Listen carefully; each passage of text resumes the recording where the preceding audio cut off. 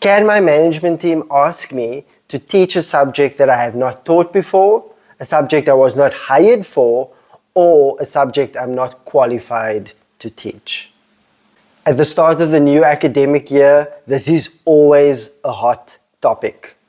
And the question is not so much, can my principal or management team ask me to teach other subjects? The question is more about, does the timetable require me to teach another subject?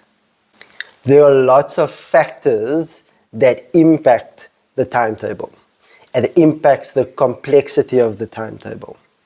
Things that need to be considered when compiling the timetable is the number of learners at the school that need to be accommodated within the timetable, the number of subjects that each school offers, the demand of each subject, the notional time of each subject. We're all aware that maths has a higher notional time than life orientation. Do you run a 5-day cycle? Do you run a 7-day cycle? Do you run a 10-day cycle? Your staff complement. So how many staff do you have to cover all the learners and all the subjects? What are the staff subject competencies? How many maths teachers do you have? How many history teachers do you have? How many geography teachers do you have? A big one is the teacher workload per post level. So obviously you want all the teachers at the same post level to have the same amount of teaching time within the timetable. And then you need to manage clashes. A teacher can teach multiple grades, can teach multiple subjects, and therefore even teach across phases. So therefore you have to make sure that a teacher is able to see all her kids allocated to her at different times within the timetable. So I'm sure you can see that the timetable and the complexity of that timetable is going to lead to some teachers maybe needing to teach subjects that they have not taught before.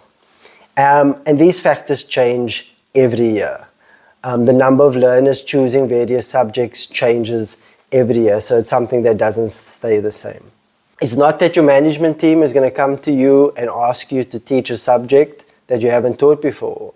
The timetable and considering all those factors may lead to a principal not having any other choice but to allocate another subject to you.